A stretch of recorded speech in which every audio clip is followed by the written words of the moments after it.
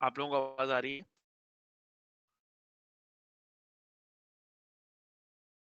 Ji sir.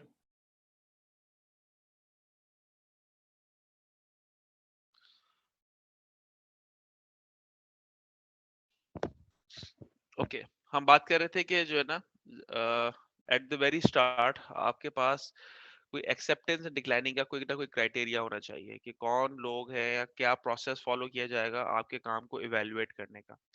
So that is one technique जो आप proper definitions आप डाल देते हैं कि किन की बेसिस के ऊपर आप चीजों को एक्सेप्ट करेंगे या डिक्लाइन कर रहे होंगे। साइमल्टेनियसली जब आप ब्रेन स्टॉर्म कर रहे होते हैं, यानी मल्टीपल लोगों के साथ किसी आइडिया की जनरेशन पे आप काम कर रहे होते हैं, उस सूरत में आपके पास जिन चीजों का मद्देनजर रख रहे होते हैं वो ये होता है कि आप हर एक को इंपॉर्टेंस दे रहे होते हैं कि वो आए और आने के बाद अपनी चीजों के अंदर आपको इनपुट दे सके। सो ब्रेनस्टॉर्मिंग हो गई, इंटरव्यूज हो गए कि थ्रू आप बात कर रहे होते हैं कि आप इंफॉर्मेशन किस तरह से निकाली जाएगी। ऑर्गेनाइजेशन मॉडलिंग हम पहले पढ़ चुके हैं, प्रोसेस मॉडलिंग हमने देख चुके हैं। रिक्वायरमेंट्स वर्कशॉप ये होती है कि आपने रिक्वायरमेंट्स अगर किसी प्रोसेस को आपने इलिसिटेट करना है तो आप नॉर्मली ये करते हैं कि आप उसको लेते हैं और उसको डायग्रामेटिकली या वर्ड फॉर्मेट या किसी भी चीज के थ्रू आप उस चीज को बना देते हैं। बाज दफा जब आप सॉफ्टवेयर डेवलप कर रहे होते हैं तो एक रिक्वायरमेंट ये भी होती है कि यार इसको इम्प्रूव कर देना है। इम्प्रूव करने के लिए आपको मल्टीपल टेक्निक्स का सहारा कर लेना पड़ता है, जिसमें ब्रेनस्टॉर्मिंग भी आ जाती है, जिसमें इंटरव्यूज भी आ जाते हैं।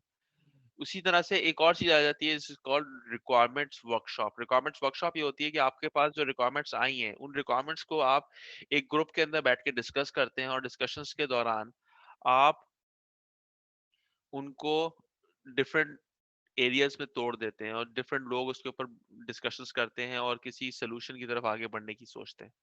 So this is called requirements workshop के जब आप कोई काम कर रहे हैं तो वो प्रॉपर तरीके से उसके ऊपर काम हो रहा है और काम होने के बाद उसका कोई रिजल्ट निकल के आ रहा है।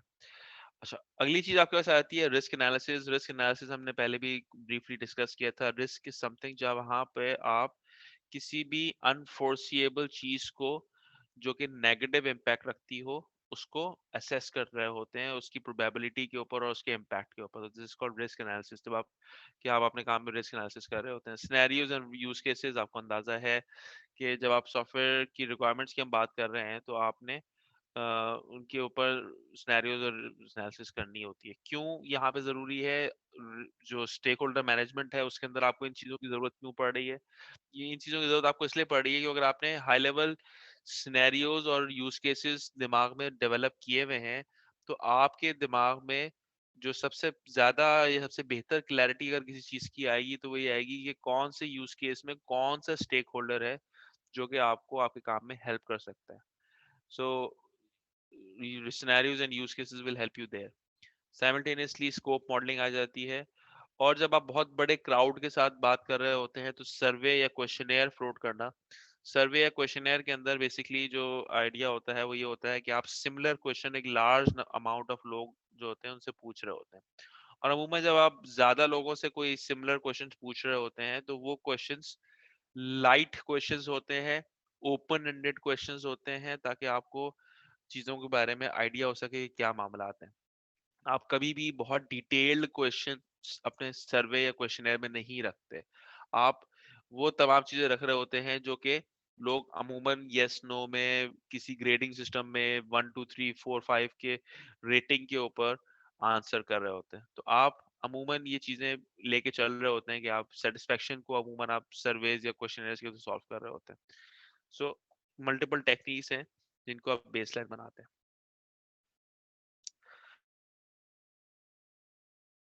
कॉन्सेप्ट है दिस इज कॉल्ड रेसी मैट्रिक्स। ये स्लाइड चेंज हो गई है आप लोगों के पास? आप लोगों के पास स्लाइड चेंज हो गई है? जी सर। Yes sir. जी सर। ओके जी। रेसी मैट्रिक्स, आप में से किसी ने रेसी मैट्रिक्स इससे पहले इस्तेमाल किया है? Yes sir. किया होगा। ठीक है, कुछ एक्सपीरियंस बता सकते हैं उसका, क्या होता है, क्या करते हैं, कहाँ आप लोग इस्तेमाल करते हैं? सर होता है जो प्रोजेक्ट के बारे में आता है कि किस टास्क का कौन रिस्पॉन्सिबल है, किसको जो है वो अप्रूवल के लिए दिखाया जाएगा, कौन अप्रूव करेगा, कौन काम करेगा, कौन इन्फॉर्म करेगा। ठीक है, कंसल्ट से क्या मुराद होती है? सर जो क्या कहते हैं जिसको आप सिचुएशन के बारे में या किसी पीस के बारे में बताएंगे तो वो उस पे अपनी राय शेयर करेगा। बिल्कुल सही है, थैंक यू। अच्छा, रेसी मैट्रिक्स जो है ना अमूमन उन जगहों पे इस्तेमाल किया जाता है जहां पे आपके पास निस्बतन कॉम्प्लेक्स स्ट्रक्चर होता है, किसी भी डिसीजन के ऊपर, किसी भी प्रोसेस के ऊपर। अगर आपके पास मल्टीपल लोग, multiple teams, cross functional teams काम कर रहे होते हैं, सो उनके स्ट्रक्चर के अंदर कॉम्प्लेक्सिटी होने की वजह से आप एक मैट्रिक्स डेवलप करते हैं, कॉल्ड रेसी। रेसी में होता यह है कि आप प्रोजेक्ट के अंदर डिफाइन करते हैं कि यार इस काम को करने का रिस्पॉन्सिबल कौन है। So responsible can be one person and responsible can be multiple people as well. सही है। सो ये वो लोग होते हैं जो कि उस ओवरऑल काम के अंदर उसके मल्टीपल ऑप्शंस को भी इवेल्युएट कर रहे होते हैं, देख रहे होते हैं, सीक्वेंसेस देख रहे होते हैं, रिकमेंडेशंस भी दे रहे होते हैं। दीज आर द वंस जो कि एक्चुअल एग्जीक्यूटर्स होते हैं उस काम के। तो एग्जीक्यूटर जो है वो मल्टीपल हो सकते हैं। हम जो मिस्टेक करते हैं अपने प्रोजेक्ट्स के अंदर और गोल्स डिफाइन करने के अंदर, टास्क डिफाइन करने के अंदर, वो होता है कि अकाउंटेबल की कॉलम के अंदर हम लोग रोक लग देते हैं। मेक श्योर कि आपका अप्रूवर एक होना चाहिए या अकाउंटेबल जो है वो एक होना चाहिए। जो लोग ये मिस्टेक करते हैं कि जी ये 4 लोग मिलकर डिसीजन लेंगे, ऐसा कुछ नहीं होता। सॉरी। सो अप्रूवर या अथॉरिटी हमेशा किसी एक के पास होती है। वो एक बंदा 4 लोगों से पूछ के जवाब देते, वो अलग डिस्कशन, लेकिन अथॉरिटी हमेशा एक के पास होती है। अप्रूवर या अकाउंटेबल जो होता है वो एक बंदा होता है। सॉरी। सिमिलरली कंसल्ट मल्टीपल लोग हो सकते हैं, यानी कि कोई काम करते हुए आपको किन लोगों की हेल्प की जरूरत, आप उन लोग वो लोग एक से ज्यादा हो सकते हैं। इसमें जो लास्ट वाला ऑप्शन है जिसे इन्फॉर्म्ड कहा जाता है, इन्फॉर्म्ड के लिए भी मल्टीपल लोग हो सकते हैं, लेकिन ये बहुत इंपॉर्टेंट है। ये वो चीजें हैं जहां पे आप उन लोगों को एक सर्टेन काम के बारे में इंफॉर्मेशन दे रहे होते हैं, एग्जीक्यूशन कर रहे होते हैं। मिसाल के तौर पे आपने कहा कि जी मुझे अपने घर के बाहर टेंट लगाना है और टेंट लगा के मैं वहां पे कोई तकरीब है जो करना चाहता हूँ। रूल के हिसाब से आप डिफाइन करते हैं, बताते हैं कि जी आपने इलाके के जो डीसी है उससे परमिशन लेनी होती है। आपको पुलिस थाने के अंदर जाके इन्फॉर्म करना होता है कि जी मैं यहाँ पे ये एक्टिविटी कर रहा हूँ, एक क्राउड मेरे घर के बाहर अवेलेबल होगा इस एक्टिविटी, इन सारे मामला की वजह से। ये क्या आप कर रहे हैं? काम तो आप अपना ही कर रहे हैं, एक्टिविटी आपके अपने घर में हो रही है, उसके सारे मामला मैनेज करना, टेंट वाले को एंगेज करना, लोगों को एंगेज करना, बुलाना, इनवाइट करना, ये सारे काम आप खुद ही कर रहे हैं, उसके खर्चे और सारे मामला आप खुद मैनेज कर रहे हैं। बट इन एक्चुअल आप जो है लोगों को इन्फॉर्म कर रहे हैं। सो इन्फॉर्म करना इज इक्वली इंपॉर्टेंट। सो ये रेसी मैट्रिक्स जो है ये बेसिकली आपको डिफरेंट लेवल के जो स्टेक होल्डर्स होते हैं उनकी सेग्रीगेशन और उनसे रिलेटेड जो काम हो रहे होते हैं उनके बारे में हेल्प करता है। तो दैट इज समथिंग जहाँ पे आपको रेसी मैट्रिक्स काम आ रहा होता है। सो एक एग्जांपल इसके लिए जो ये थी कि जी रिस्पॉन्सिबल जो काम कर रहा है does the work, accountable is the decision maker जो कि एक ही बंदा होगा, consult must be consulted prior to the work and give input जो कि input दे रहे हो अपने काम के अंदर। inform means that they must be notified of the outcome कि जो outcome चल रहा है। अच्छा, अब इसको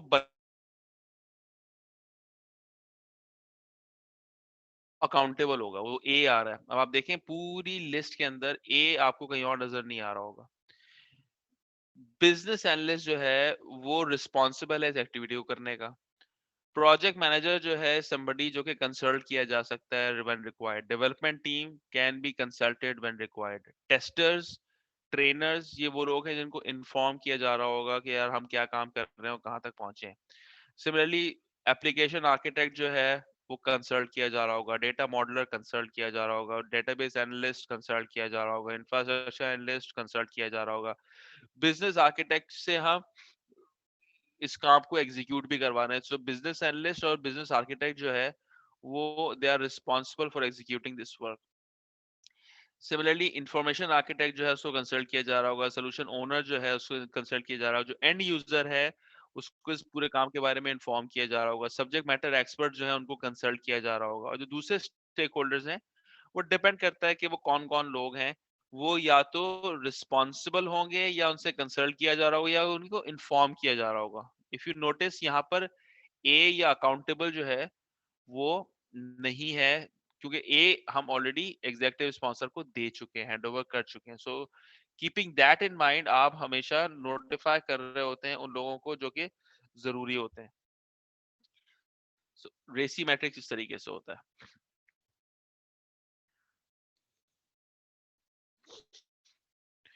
अच्छा, ये स्लाइड चेंज हो गई है आप लोगों के पास?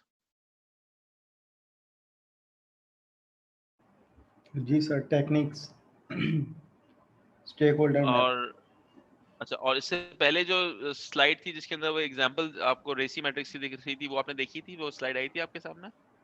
जी सर. ठीक है. अच्छा, स्टेक होल्डर मैपिंग क्या होती है? अगर आप नीचे एक टेबल बना हुआ, अगर आप उसको थोड़ा सा देखें तो उसके अंदर आपके पास लो टू हाई के मल्टीपल बॉक्सेस बने हुए हैं. ठीक है. लेफ्ट साइड के ऊपर हमने रखा हुआ है कि जी इन्फ्लुएंस ऑफ स्टेक होल्डर, कि जो स्टेक होल्डर है उसका इन्फ्लुएंस क्या है. सिमिलरली उसका इम्पैक्ट क्या है वो हमने नीचे बॉटम पे रखा हुआ है. सो स्टार्टिंग फ्रॉम कि जी अगर वो लोग जिनका इन्फ्लुएंस लो है, वो स्टेक होल्डर्स जिनका इन्फ्लुएंस लो है और जिनका स्टेक होल्डर जिनका इम्पैक्ट जो है वो भी लो है, ऐसे स्टेक होल्डर्स का क्या करना है? Monitor to ensure that the stakeholders interest and influence does not change. आपने सिर्फ उनके साथ एंगेज रहना है और उनको सिर्फ इस बात पे एंगेज रखना है कि यार जो वो बात कह रहे थे उसी बात के ऊपर डटे हुए हैं या चेंज वेंज तो नहीं कर रहे हैं, so on so fourth, because उनके चेंज होने की वजह से आपके काम के ऊपर इम्पैक्ट आएगा. सिमिलरली डिस्पाइट के उसका इन्फ्लुएंस जो है ना वो लो है लेकिन उसका इम्पैक्ट हाई हो सकता है, तो ऐसे लोगों को आपने क्या करना है? इन्फॉर्म रखना है. Keep informed. Stakeholder is likely to be very considered concerned sorry, stakeholder is likely to be very concerned and may feel anxious about the lack of control. ऐसे लोग जो होते हैं जिनके पास कोई इन्फ्लुएंस ऐसा नहीं होता लेकिन वो गन मचाने वाले जो लोग होते हैं ना, मतलब सॉरी टू माय फ्रेंच, लेकिन प्रोजेक्ट में जब आप एंगेज होते हैं तो आपके पास कुछ इस तरह के लोग होते हैं जो कि होते कोई बड़ी चीज नहीं है लेकिन आप उनकी बातें या उनकी चीजों की वजह से आपका काम में इम्पैक्ट आ सकता है, वो भी नेगेटिव इम्पैक्ट आ सकता है. So keeping that in mind ऐसे लोगों को आप अमूमन सिर्फ एंगेज रखते हैं, उनको जरा इंपॉर्टेंस फील करवाते रहते हैं कि यार देखो मैं आप कंट्रोल में हैं और आप चीजें मैनेज करें, डिस्पाइट कि उनके कोई कंट्रोल हो या ना हो, लेकिन ऐसे लोगों को आप जो है ना थोड़ा सा बस एंगेज रखते हैं. ठीक है. Just like और sir, in our local environment, Puppo Khala, ऐसे ही. पुप्पो खाला वाला रोल है ये, एग्जैक्टली. ठीक है ना, तो पुप्पो सर खाला. ऐसे ऐसे लोगों को आप इम्पोर्टेंस दे के पहाड़ पे चढ़ा दें और कोई मसला आ जाए तो फिर उन्हीं को आगे कर दें, उन्हीं की गर्दन कटवा दें.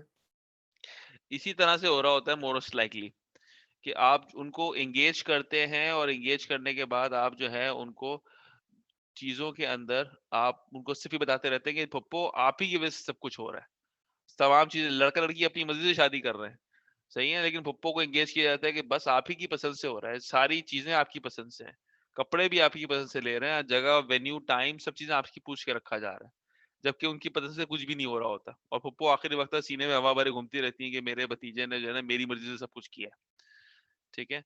सो ऐसे लोग जो होते हैं अमूमन आप उनको बताते जरूर हैं बिकॉज ये बड़े एंग्शियस होते हैं ना, खोज में लगे रहते हैं कि एक्चुअली हो क्या रहा है, क्या चल क्या रहा है, क्या मामला क्या है. ऐसे लोग अमूमन गंद मचाने वाले ज्यादा होते हैं कंपेयर टू उनका कोई इन्फ्लुएंस हो। Similarly let's talk about people who have more influence but can not does not have much of the impact. यानी कि आपका जो ऊपर वाला क्वाड्रेंट है, ऊपर upper left quadrant, ensure that the stakeholders remain satisfied. ठीक है, ये वो लोग हैं जिनका कोई इम्पैक्ट तो नहीं होगा लेकिन ये अच्छा खासा इन्फ्लुएंस रखते हैं आपके काम के अंदर। ये भी समझ ले, अगर वो फुप्पो थी तो ये खाला है, या अगर वो खाला थी तो ये फुप्पो है। आप क्या करते हैं, आप इन लोगों को सेटिस्फाई रखने की कोशिश कर रहे होते हैं, आप इनको चीजों के अंदर उनकी इंपॉर्टेंस के हिसाब से आप उनको एंगेज कर रहे होते हैं। नाउ अपर राइट वाला जो हमारा सेक्शन है, जिसके अंदर हम अपर राइट वाला जो बॉक्स है उसके अंदर हम बात करेंगे उन लोगों की जो कि इम्पैक्ट भी ज्यादा रखते हैं और इन्फ्लुएंस भी ज्यादा रखते हैं। ऐसे लोगों के साथ आपने बहुत क्लोजली काम करना होता है, यानी वो आपके फैमिली के अंदर आपके दादा अब्बू, वो लोग जिनके सामने आपके अम्मा अब्बा जो हैं, डिस्पाइट के वो फैमिली के बड़े हैं, स्टिल दादा दादी, इस तरह के जो लोग होते हैं ना, आप उनका बहुत क्लोजली उनके साथ काम कर रहे होते हैं, हर चीज से पूछ पूछ के काम कर रहे होते हैं, और उनको आप हर तमाम तरीके से उनको सेटिस्फाइड भी रख रहे होते हैं और उनको इन्फॉर्म भी रख रहे होते हैं। ना सिर्फ सेटिस्फाइड एंड इन्फॉर्म रखना, बल्कि आप उनसे चीजें पूछ पूछ के भी कर रहे होते हैं, उनको कंसल्ट भी कर रहे होते हैं।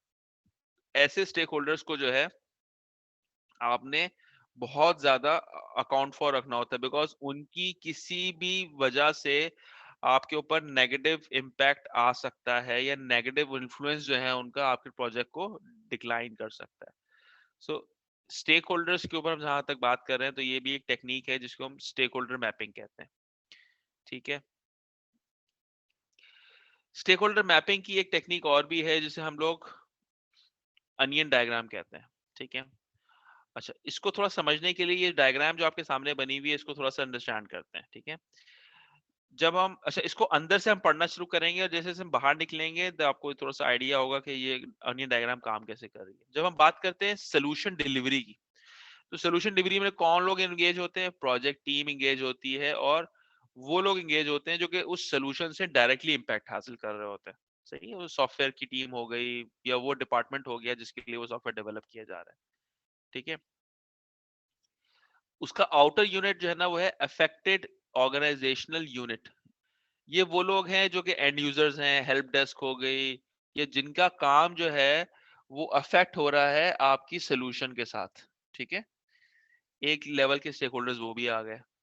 उससे ऊपर वाला जो इम्पैक्ट है वो है ऑर्गेनाइजेशन और इंटरप्राइज इम्पैक्ट। कि जी फॉर एग्जांपल आपने किसी एक ऑर्गेनाइजेशन के लिए, किसी एक यूनिट के लिए, किसी एक डिपार्टमेंट के लिए काम किया था, उसके लिए सॉफ्टवेयर बना रहे थे, तो एक लेयर हो गई। उसके ऊपर जो लेयर आ गई कि उस डिपार्टमेंट के यूजर्स हो गए, हेल्प डेस्क वाले लोग हो गए, और उसके ऊपर जो लेयर आ गई वो आ गई कि जी ओवरऑल कंपनी में उसका क्या इम्पैक्ट आ रहा है, क्या उसका बेनिफिट आ रहा है, क्या नुकसान हो रहा है। तो ओवरऑल कंपनी में उसकी वजह से जो आपको रिजल्टेंट फेल करना पड़ रहा है वो क्या है। सो आपके पास जो चीजें आ जाती हैं वो आपके प्रोजेक्ट स्पॉन्सर्स आ जाते हैं, एग्जेक्टिव्स आ जाते हैं, सब्जेक्ट मैटर एक्सपर्ट्स आ जाते हैं, ये वो तमाम लोग आ जाते हैं जो कि उस डिपार्टमेंट या उस फंक्शन के साथ इंटरेक्ट कर रहे होते हैं। So keeping that in mind आपने वो स्टेक होल्डर्स हो जाते हैं। और उसके बाद फिर आपके पास जो आउटर मोस्ट लेयर आ जाती है, इसको अफेक्टेड या एक्सटर्नल स्टेक होल्डर्स आ जाते हैं, जिसमें अमूमन आपके कस्टमर्स होते हैं, सप्लायर्स होते हैं, रेगुलेटर्स होते हैं, वगैरह वगैरह। अच्छा, अब वापस से हम अंदर चलते हैं और एक दफा फिर से हम बाहर आएंगे और एक एग्जांपल लेके चलेंगे किसी बैंक की। ठीक है, फॉर एग्जांपल एक बैंक है जिसके अंदर हमने कोई एक सोल्यूशन डेवलप किया है जो कि ऑनलाइन बैंकिंग से रिलेटेड सोल्यूशन है। ठीक है, और उसका एक डिपार्टमेंट है जो कि जिसका काम है डिफरेंट डिलीवरी चैनल्स के ऊपर काम करना। यानी कि जो आपकी बिजनेस होता है उस बिजनेस के अंदर मल्टीपल डिलीवरी चैनल्स होते हैं। तो बैंकिंग के अंदर मल्टीपल डिलीवरी चैनल इस तरह से होता है कि ATM is a delivery channel, bank का counter is another delivery channel, online banking is another delivery channel, आप कोई चीज उनके कार्ड से परचेज करते हैं, दैट्स अ डिलीवरी चैनल। सही है, तो ये सब चीजें आप वो बैंक जो है ना वो लोन देता है, तो दैट्स अ डिलीवरी चैनल। वो बैंक जो है किसी चीज को मॉर्गेज कर देता है, उसके ऊपर पैसे आ रहे होते हैं, या बैंक कहीं इन्वेस्टमेंट करता है उसके ऊपर पैसे आ रहे होते हैं, तमाम चीजें कहलाती हैं डिलीवरी चैनल्स। सही है, सो डिलीवरी चैनल्स का एक डिपार्टमेंट है जिन्होंने ऑनलाइन बैंकिंग के ऊपर एक एप्लीकेशन थी जो डेवलप कराई। सो ऑनलाइन बैंकिंग जो है वो तो आपकी वो सोल्यूशन डिलीवरी हो गई जिसके ऊपर काम हो रहा था। अब क्या हुआ कि उसकी वजह से उस ऑर्गेनाइजेशन के अंदर जो मल्टीपल डिलीवरी चैनल्स का जो डिपार्टमेंट है उसके एक फंक्शन के अंदर इम्प्रूवमेंट आ गई, उनका काम आसान हो गया। ठीक है, उससे ऑर्गेनाइजेशन को क्या बेनिफिट हुआ? उससे ऑर्गेनाइजेशन को बेनिफिट ये हुआ कि जहां ज्यादा लोग बर्नआउट हो रहे थे, अब कम लोग हैं जो कि बर्नआउट हो रहे हैं, और अब जो है वो ज्यादा चीजों को बेहतरी की तरफ लेके चल रहे हैं। सो ऑर्गेनाइजेशन का बेनिफिट हुआ यहाँ पे।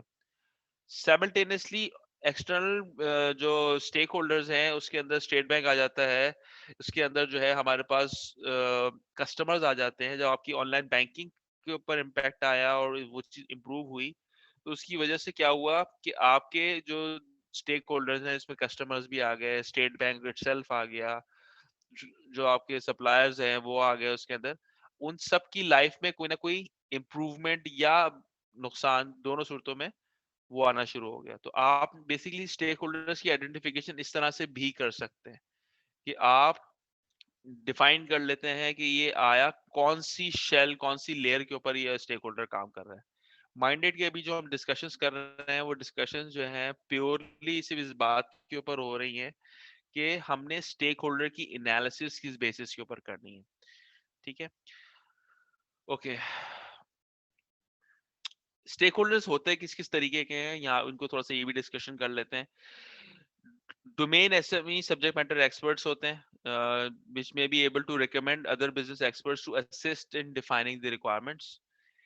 Implementation subject matter experts होते हैं जो कि may be able to identify the recommended stakeholders. Project managers may be able to identify recommended stakeholders in context of the project, with a designated project manager responsible for stakeholder identification and management must be shared with the project manager. The business analyst and project manager should collaborate on performing these tasks. Okay, so project manager could be another thing. The project manager is accountable for ensuring that the project team meets commitment made to the stakeholders, managing the assignments of stakeholders to project team, project tasks, and their involvement in the execution of the project, and ensuring that the changes that impact this project scope are appropriately managed and approved. Okay. The business analyst will also assist the project manager in defining which project team members should be involved in developing, reviewing, approving business analysis and deliverables. ठीक है, so यहाँ पर आप, क्योंकि business analyst जो है वो business perspective से चीजों को देख रहा होता है, तो और responsibility जो होती है stakeholder management की वो project manager की होती है। So business analyst being close to the business, वो भी suggest कर सकता है कि आपका कौन से लोग हैं जो कि मुख्तलिफ चीजों के अंदर engage हो सकते हैं। Similarly, जो टेस्टिंग टीम में आपका टेस्टर है, that could also be a part of the stakeholder management, may be able to identify and recommend stakeholders, वो अपने पास से areas जो identify कर रहा हो। जो regulators हैं, ठीक है, यानी कि जैसे आप अगर बैंकिंग एप्लीकेशन बना रहे हैं तो state bank is your regulator. आप कोई एप्लीकेशन बना रहे हैं जहां पर कस्टमर्स या किससे पेमेंट और सब चीजों की बात हो रही है तो SCCP could be a stakeholder. ठीक है, तो हर जगह के जो रेगुलेटर्स होते हैं वो मुख्तलिफ होते हैं। ठीक है, सो वो आपको स्पेसिफिक स्टेक होल्डर ग्रुप्स और जिन को आइडेंटिफिकेशन में हेल्प कर सकते हैं। स्पॉन्सर्स में be able to identify domain subject experts to help the requirement definition. So sponsors जो होते हैं they are also able to actually manage and say कि भाई स्टेक होल्डर्स कौन से आपके लिए हो सकते हैं। ये तमाम लोग आपको डिफरेंट एरियाज से रिलेटेड स्टेक होल्डर्स की आइडेंटिफिकेशन में हेल्प कर सकते हैं। जो सब्जेक्ट डोमेन एक्सपर्ट्स हैं वो आपको उस डोमेन से रिलेटेड बात करेंगे। इम्प्लीमेंटेशन जो लोग कर रहे हैं, जो एग्जीक्यूशन कर रहे हैं, they can also help you identifying the right level of stakeholders के कौन से हो सकते हैं। साइमल्टेनियसली प्रोजेक्ट मैनेजर हो गया, बिजनेस एनालिस्ट हो गया, टेस्टर हो गया, रेगुलेटर हो गया, स्पॉन्सर हो गया, ये तमाम लोग अपने अपने एरियाज के हिसाब से आपको स्टेक होल्डर आइडेंटिफिकेशन में हेल्प कर सकते हैं। ठीक है, ओके। आउटपुट की तरफ हम आ गए। हमने इससे पहले जो हम चीजों में बात कर रहे थे वो बीच वाले जो बॉक्सेस थे उनकी ओर बात कर रहे थे। तो आउटपुट जो हमारे पास आता है इसका, उसमें ये है कि स्टेक होल्डर लिस्ट या रोल्स एंड रिस्पॉन्सिबिलिटीज जो है ना वो हम किस तरह से बना रहे हैं। So that is one output out of the stakeholder analysis की एक्टिविटी के साथ। सो इस लिस्ट के अंदर क्या क्या चीजें होती हैं, लिस्ट ऑफ रिक्वायर्ड रोल्स, कि वो रोल्स क्या हैं जो कि एक स्टेक होल्डर परफॉर्म कर रहा होगा। आया वो रेगुलेटर के तौर पे परफॉर्म कर रहा है, स्टेक होल्डर रेगुलेटर है, आया वो प्रोजेक्ट का स्पॉन्सर है, आया कुछ और वो काम कर रहा है। सो बेसिकली उस पर्सपेक्टिव से अगर देखा जाए तो स्टेक होल्डर्स की आइडेंटिफिकेशन में आप उनके रोल्स की एक लिस्ट बना लेते हैं। साइमल्टेनियसली उन रोल्स के आगे आप उनके नाम, टाइटल्स और ये सब चीजें भी मेंशन करते हैं। कैटेगरी में उनको डिफाइन कर देते हैं कि जी ये हमारा बिजनेस स्टेक होल्डर है, so on so fourth. Location matters a lot. ठीक है, अमूमन लोकेशन जो है ना वो हम मिस आउट कर देते हैं, लेकिन location matters a lot. For example आप एक एप्लीकेशन पे काम कर रहे हैं और उसका एक स्टेक होल्डर जो है वो किसी डिफरेंट टाइम जोन में बैठा हुआ है, किसी मे बी अमेरिका बैठा हुआ है या किसी और यूरोपियन स्टेट में बैठा हुआ है, जहाँ का टाइम जोन और आपके टाइम जोन में फर्क है, या एक सिटी और दूसरी सिटी में बैठा हुआ है। ये भी मैटर करता है। उसका रीजन ये है कि अगर आप इन चीजों को अकाउंट फॉर नहीं करेंगे और आप अगर किसी मीटिंग में हैं, आप किसी मीटिंग को कॉल करते हैं, तो आप उसको अगर अकाउंट फॉर नहीं कर रहे होंगे उस लोकेशन वाली चीज को, उसकी टाइम जोन वाली चीज को, तो आपके लिए मसला हो सकता है। बिकॉज देयर आर चांसेस के जिस वक्त आप मीटिंग कर रहे हैं उस वक्त वो किसी और चीज या किसी और काम में या किसी पर्सनल मामलात में वो घर पे हो, अवेलेबल ना हो, ऑफिस में हो। सो उस पर्सपेक्टिव से भी आपको हेल्प जरूरी होता है। साइमल्टेनियसली जब हम इंटरनेशनल या आउट स्टेशन कस्टमर्स की बात करते हैं तो उसके अंदर जो स्टेक होल्डर्स की बात करते हैं तो उसके अंदर ये भी हमें देखना पड़ता है कि उस एरिया के अंदर या उस इलाके के अंदर हमारे पास छुट्टियां किस तरह से होती हैं। ठीक है, सबसे ज्यादा छुट्टियां दुनिया में चाइना के अंदर होती हैं, फिर इंडिया के अंदर होती हैं। सो उस पर्सपेक्टिव से अगर देखा जाए तो गैजेटेड हॉलीडे तो नहीं है उस जगह पर। ठीक है, सो उसलिए आपको location of the stakeholder बहुत जरूरी है। स्पेशल नीड्स क्या है, वो स्टेक होल्डर्स किस तरह का है, उसको कौन सी चीज कौन सी बात समझ आती है, तो उस पर्सपेक्टिव से जो है आप उसकी नीड्स के हिसाब से अपनी चीजों को डेवलप कर रहे होते हैं। ये तमाम चीजें आप उस मैट्रिक्स में बनाते जा रहे हैं, लिखते जा रहे हैं, जो आप लोगों ने उनके नामों के अगेंस्ट डेवलप की हुई है। Simultaneously description of the stakeholder influence and interest. आपने अगर ये चीज लिखी हुई है कि जी एक कस्टमर है, मिसाल के तौर पर उसका नाम है अहमद, ठीक है, वो स्पॉन्सर है, लाहौर में रहता है, आपने उसको कैटेगराइज किया हुआ है कि जी ये बिजनेस हमारा स्टेक होल्डर है। साइमल्टेनियसली उसकी स्पेशल नीड ये है कि जी उसको हर हफ्ते वेनेसडे वाले दिन एक मीटिंग उसके साथ होनी है जिसके अंदर हमने उसको अपडेट करानी है। तो ये स्पेशल नीड आपके पास आ जाती है। ठीक है, साइमल्टेनियसली उस रोल के अंदर और कितने लोग हैं जो इस अहमद के साथ एसोसिएटेड होंगे। Simultaneously description of stakeholder या उसका इन्फ्लुएंस ऑफ इंटरेस्ट क्या है, कि जी अहमद साहब जो है वो उनका इंटरेस्ट जो है ना फाइनेंशियल एप्लीकेशन या फाइनेंशियल जो वर्कफ्लोज होते हैं उसके ऊपर बहुत ज्यादा होता है। साइमल्टेनियसली जो डॉक्यूमेंटेशन होती है उसकी अथॉरिटी के ऊपर वो भी आपने करनी होती है कि जी आया ये अहमद साहब जो हैं हमारे काम को अप्रूव करना या उसके ऊपर इम्पैक्ट डालना या उसके ऊपर वीटो की अथॉरिटी रखते हैं कि नहीं रखते। सो आपने ये सारी चीजें एक मैट्रिक्स में लिखनी होती है। तो बेसिकली आपने नाम लिखे, नाम लिखने के बाद उनके रोल्स डिफाइन किए, कैटेगरीज उसकी डिफाइन की, लोकेशन डिफाइन की, उनकी जो जरूरत है, नीड जो है आपने उसके बारे में बात करी। सही है, उनके इंटरेस्ट के ऊपर बात करी आपने, ये आइडेंटिफाई किया कि वो उनके जब हम इंटरेक्ट कर रहे होते हैं तो उनके साथ एक बंदा होता है या उनकी टीम होती है 4 लोगों की, आपने ये आइडेंटिफाई कर लिया। और आपने ये देख लिया कि जी आया उनकी अथॉरिटी क्या है।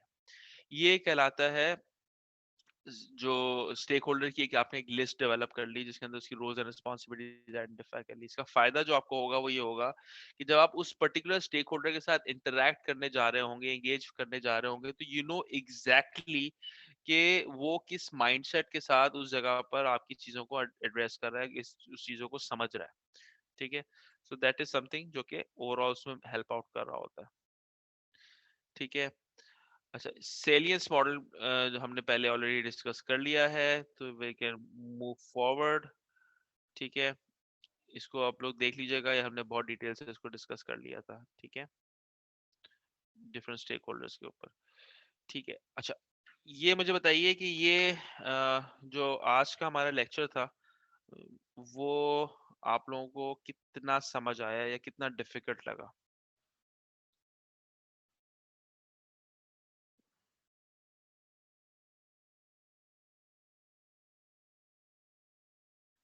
आप लोगों को आवाज आ रही है?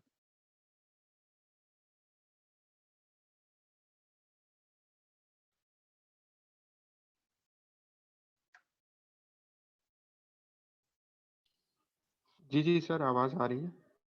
ठीक है, तो मुझे बताइए आज काफी का जो हमारा अंडरस्टैंडेबल रहा आज का लेक्चर मेरे हिसाब ठीक है से। तो एलिमेंट्स के हवाले से काफी सारी चीजें एक्सप्लोर करने हैं। ठीक है, और बाकी क्लास का कोई पर्सपेक्टिव? बिकॉज नॉर्मली हम स्टेक होल्डर्स के ऊपर बहुत ज्यादा बात करते नहीं। हम लोगों को हमारे जो एनवायरनमेंट है उसके अंदर इस पर ज्यादा फोकस किया जाता है कि यार काम करके दिखाओ, ये ज्यादा बातें मत करो।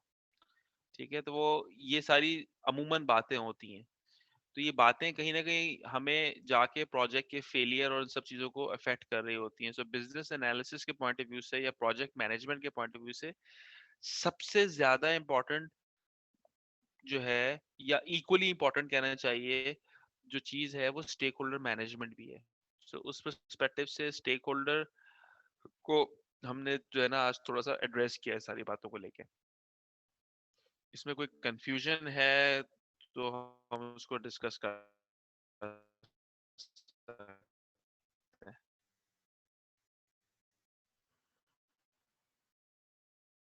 क्लैरिटी है आप लोगों के पास सारी चीजों की? Yes sir. जी सर। जी चलें, यस सर। ठीक है, ये मैं स्लाइड आज उस पोर्टल पे अपलोड भी कर देता हूँ। और अफान, मुझे आप आज की जो लेक्चर्स हैं वो उनकी डिटेल्स और लिस्ट वगैरह भेज दीजिए जल्दी से, ताकि मैं वो भी साथ साथ ही उनको ऊपर ही अपलोड सर, कर मैं दूँ। भेज ठीक देता है, हूँ, अभी आपको भेज देता चलें, थैंक यू सो मच जी एवरीबॉडी, बहुत शुक्रिया। अस्सलाम वालेकुम, अल्लाह हूँ। हाफिज़। वालेकुम सलाम।